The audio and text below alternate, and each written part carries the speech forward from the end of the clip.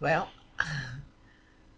today is the first day that I had planned to get started on this website on my own. Um, and I just wanted to thank everybody that does subscribe. Um, Everybody has helped me out so much, mostly in believing in myself again. Um, I think that's something that all of us are going to go through is once you find out the system is dysfunctional and it affects your life, you lose something. It causes hardship for you, which in a depression, it's going to affect somebody as it comes.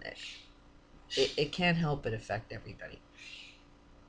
And then you go through this shock and you won't trust yourself anymore because you've trusted yourself to make the right decisions all along and found out everything you trusted in was something you couldn't trust in anymore. The first thing that's going to go is you lose trust in yourself. So that's what I needed to build up in myself and work on my communication skills. I clearly suck. I still apparently cannot explain the same thing. How I perceive my world is still so close, but still not the same thing as what I see. And this last massive disappointment, um, I feel that when you are disappointed or when you are offended, you can't blame anybody else. You have to blame yourself. You have to take responsibility for the reality that you attract into your life. So there was something within me that attracted this experience that led to a disappointment that really made me feel like shit. Um, and it's uh, there were more than just one thing. It was going out and finding a water company in my local area that wants to, really do well with community, only to find out that's just talk. Um, Going to this ranch that works with autistic kids, and it's closed on a Saturday, um, and looks like they're going bankrupt, which is there's so much potential there. And it's like such a disappointment. Um, so it's like, why am I disappointed? And I have expectations of, what I expect others to do. You'll always get disappointed when you have an expectation from somebody else. And I also think that good intentions do more harm than good. And I think a lot of people have good intentions and want to help, like what I experienced this last disappointment was somebody who promised to do something and couldn't follow through because they were trying to do something nice for me, but it wasn't within alignment of their own true purpose. And I'm in full support. Don't do anything to help out another person unless this is something that makes your heart sing. If this is not your passion, you have to be passionate about what you do in your life. And every single one of us has a passion, and that passion supports a new structure that works. But I can influence people to help me, and you got to understand that that is why I don't want to be a leader, is because I don't want to influence people to do things that are not right for them, because it'll ultimately lead to my own disappointment. I will pay the price in the end. So nobody else can really disappoint me. I disappoint myself, and that's more of where I was at. And I know it's going to be a struggle to do these websites. My brain is just not into that programming mindset anymore. And when I tried doing it before, it was just so friggin' frustrating.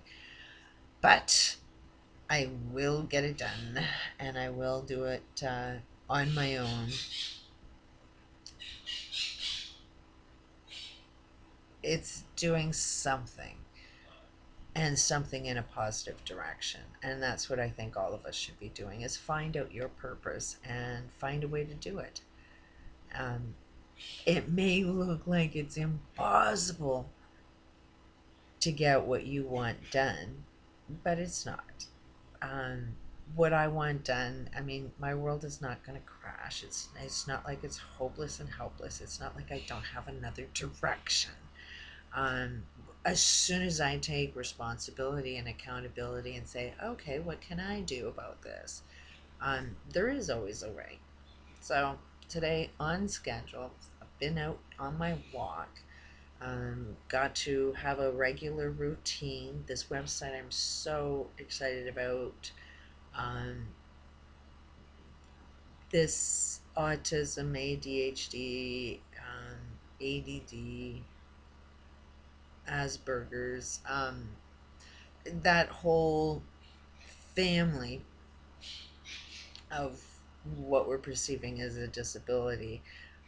They're basically behaviors that are misunderstood, um, but currently they're like into behavior modification, which is something I'm against.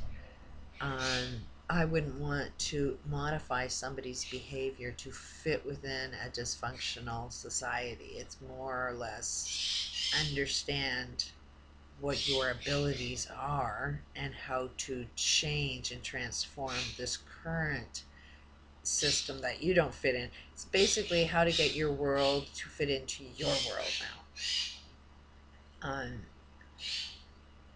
And part of that is not changing um, behaviors. Everything that's behind a behavior is a belief. So it's more focused on what is behind the belief that creates the unwanted or the appearance of a dysfunctional behavior. Because let's face it, you know, if you were a child suffering from any of these, going nuts inside a school, going nuts inside a school is not exactly functional. Um, but whatever is the cause that's making a child not be able to have the attention to sit still for any length of time is the core issue. You fix that. What causes a child to lose self control, the child will never lose self control anymore. So, and those are, it's not changing the behavior, it's changing the causes. And the causes are always, there's a belief. Somewhere in there is a belief that you just need to bring up into your awareness.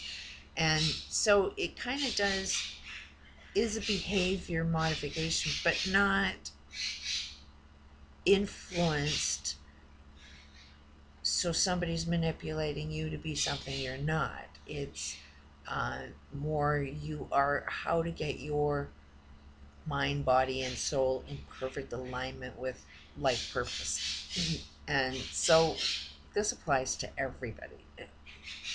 Whatever tools work to cure all of those disabilities would work for anybody. Would work massively for depression if you're dealing with depression.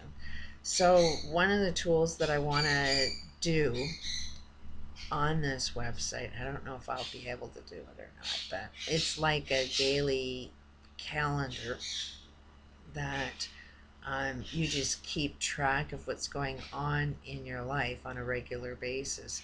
So it's something that I will definitely use for my smoking. This should work, um, because there still is a behavior there, an unwanted behavior, and there's a root cause. In my case, the root cause is I need to do something. I need to, it's a do or die. If I don't fix the world that I live in, it's gonna kill me, or my smoking will kill me. Um, so a lot of it is unfolding my purpose in life, which is doing this website. So magically, the smoking addiction should go away. The more I fall into my purpose, the more I am successful at this website, the more I work through that process. This other tool that I'll develop on this website um, should work and get rid of the addiction instantly, which should work for any other addiction as well. We think that addictions are you're chemically dependent on something, but every belief, in order for you to have a belief, you have a chemical makeup, which they call a chemical imbalance. But basically, what it is you're addicted to your thoughts. Your thoughts create a chemical experience for you to experience. So, if you could change the chemical makeup that you experience during the day, get rid of it right before you even have the thought, um, because the thought now has a different logical belief system. You've transformed one old belief that doesn't work into a belief that does work. Um, so when you're living your life with that and you're fully aware with this type of daily calendar thing that I want to design, uh, should be able to get rid of just about any kind of addiction, no matter even if it was heroin. Um, there should be less. Um, Actually, should be no side effects, no withdrawals, no. Your body wouldn't necessarily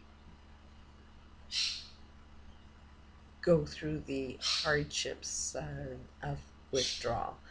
Uh, Maybe a cleaning process, but it would not be a suffering.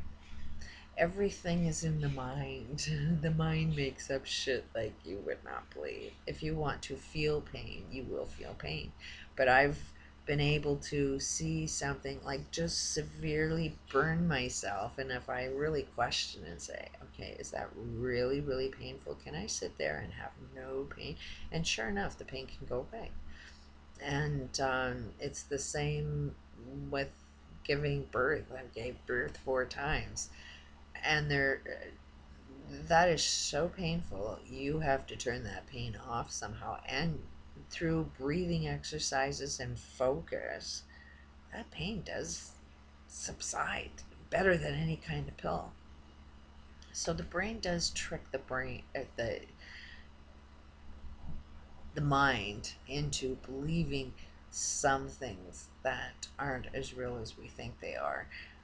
Pain is definitely a valuable tool. You never want to ignore pain, but sometimes pain isn't real. It's a warning sign for you to pay attention to something. So, um, should be interesting. But there's my daily